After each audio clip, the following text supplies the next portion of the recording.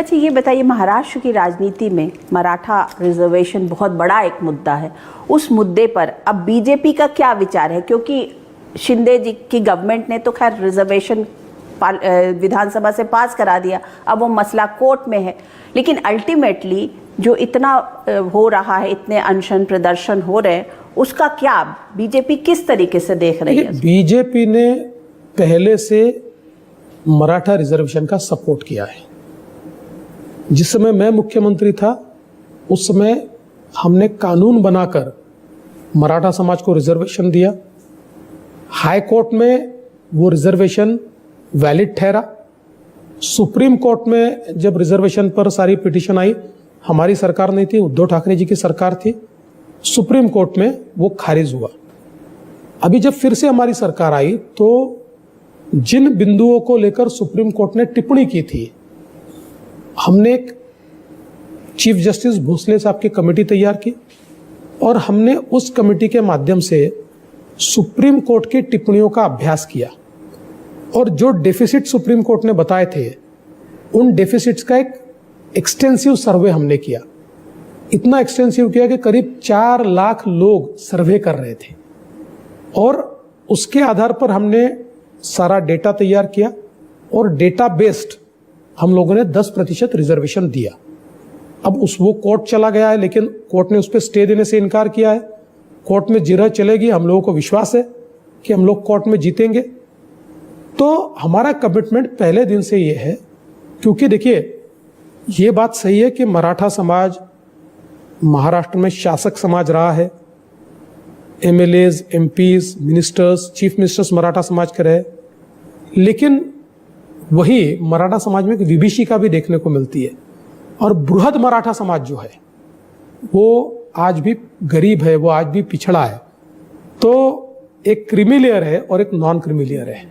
इस non creamy layer को accommodate करना ये बहुत आवश्यक है, उस दृष्टि से हमने निर्णय किया है। अच्छा ये बताइए कि पूरे इलेक्शन में बातें तो विकास की हो रही थी, क्योंकि मोदी है तो मुमकिन है, मोदी है तो ब्रांड मोदी, मोदी की गारंटी, इन बातों पर चुनाव की शुरुआत हुई थी। और आज अगर देखा जाए तो चुनाव जो है वो हिंदू मुस्लिम, रिजर्वेशन, नॉन रिजर्वेशन, ये मुद्दे जो हैं, जो ब्रांड मोदी के मुद्दे थे, विकास का मुद्दा था, वो सब पीछे हटता चला जा रहा है। देखिए ऐसा होता है कि हम तो चुनाव विकास के मुद्दे पर ही लड़ रहे हैं, लेकिन अपोजिशन के लिए प्रॉब्लम है कि वो विकास के मुद्दे पर चुनाव लड़ नहीं सकती, इसलिए वो भटकाने वाली चीजें खड़ी करती है। और पॉलिटिक्स में अगर आप उसका सही समय जवाब न दो तो रोज बोला गया झूठ लोगों को सच लगता है। मसलन इनको 400 पार इसलिए चाहिए कि इनको संविधान बदलना है। अब जो एक्सपर्ट्स हैं उनको सभी को पता है कि संविधान का बेसिक स्ट्रक्चर बदला नहीं जा सकता, ये सुप्रीम कोर्ट ने कहा हुआ है। तो 400 आए, 500 आए, 300 आए, 250 आए, कोई संविधान बदल नहीं सकता। ये सुप्रीम कोर्ट का निर्णय है, पार्लियामेंट को भी वो अधिकार नहीं है। लेकिन आम आदमी के पास जाकर क्या बताया जाता है, इनको 400 पार इसलिए चाहिए कि इनको संविधान बदलना है, तो इसका जवाब तो देना पड़ेगा। लेकिन चिंगारी तो आपके ही लोग ने छोड़ी, अनंत हेगड़े ने वहां कर्नाटक से बोला। देखिए हर पार्टी में बड़बोले लोग होते हैं कुछ, पर वो कोई पार्टी के प्रवक्ता है?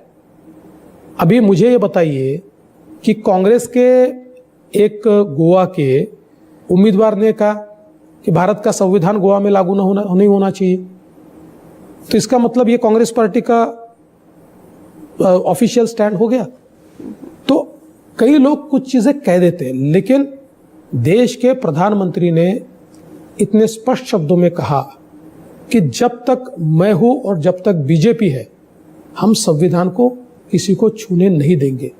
और सबसे बड़ी बात यह है, 10 साल पूरी मेजॉरिटी हमारे साथ थी, दोनों टर्म में पूरी मेजॉरिटी।